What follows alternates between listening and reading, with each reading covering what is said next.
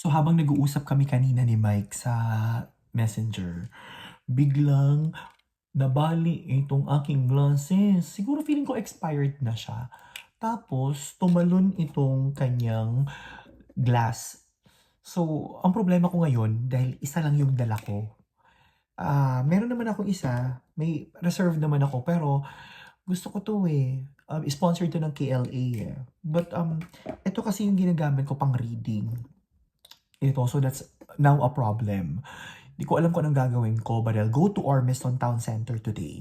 I'll try to take a look kung ano bang bagay at ang pwede pa dito. Kung bibili ba ako ng bagong frames, lalagay ba to, hindi ko alam. So, samahan niyo ako what I'm going to do today. Guys, grabe yung nilakad ko. Siguro mga 25 minutes from our location coming here sa Ormiston. Finally, nasa Ormiston Town Center na ako. Guys, nakaabot yun. And wait. Kasi, mag-change ako ng... Dito na ako sa Ormiston Town Center. Yan guys. So, papasok na tayo. Pupuntahan natin yung parang eye services nila dito. Parang specs pa lang. Tingnan natin. Guys, upo muna ako. Sobrang nakakapagod. Ayan lang naman sa harap ko yung Specsaver. Diyan ako pupunta mamaya. Wait, pakita ko sa inyo. Diyan sa Specsaver. Pahinga muna ako saglit.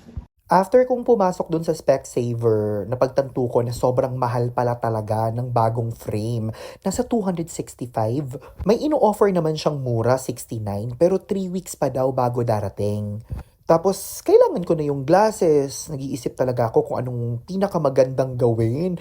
Wala na akong pambili din ng bagong frame. Wait, maghahanap ako ng parang mga Mr. Quickie dito sa Ormiston.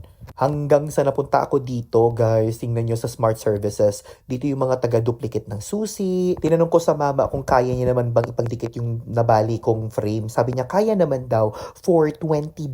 Sabi ko, go na, gawin mo na. Guys, you might be wondering kung bakit may isa pa akong glasses. Actually, backup ko to. Kaya lang, the problem is, medyo mataas na yung grade niya. Tapos, siguro nag-a-adjust pa yung mata ko. That's why, usahay or minsan, lumalabo yung paningin ko. So, this one is a backup. Pero mas gusto ko yung lens na yun. So, I'm wearing this one. Actually, dun ako ganito yon. Dun sa Specsaver, papabayarin nila ako ng 200 something. Eh, may 50% off daw sila. So, that's the catch. That's 125 New Zealand dollars. Pero mahal pa din. 4,000 pesos pa din sa atin. So, naghahanap ako ng ibang way kung paano.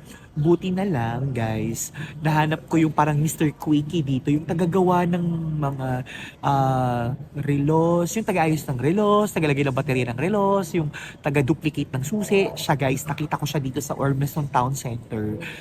And ipapagawa ko sa kanya. Happily, tag $20 lang siya. Perfect, diba?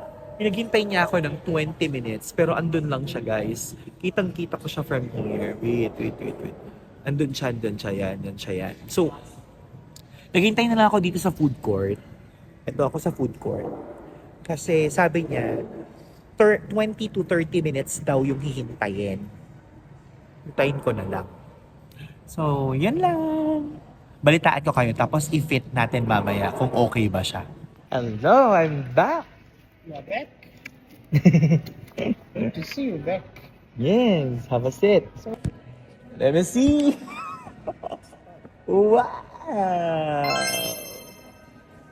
Oh, this is so cool. So, nung pagkahawak ko, pinunasan ko muna siya para mas clear yung aking vision. Yeah, because it's already broken, so try to Yeah, fix it. well. I'm just gonna try. Oh, thank you, my friend. In fairness, napalikit naman niya at okay na sa akin to. How much they charge? How much what they say? How much they say? They're not going to fix it. They're just going to throw it away and recommending me another frame. And it's so expensive. Yeah, no. Yeah, right. The frame they offered me is 240 Because something. they want to sell their new products. That's the thing. They're very, very nice to me, my friend. So, here.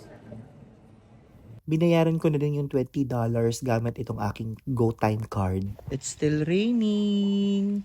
Sige, ulan dito, guys. Siguro mga 2 araw na itong umuulan.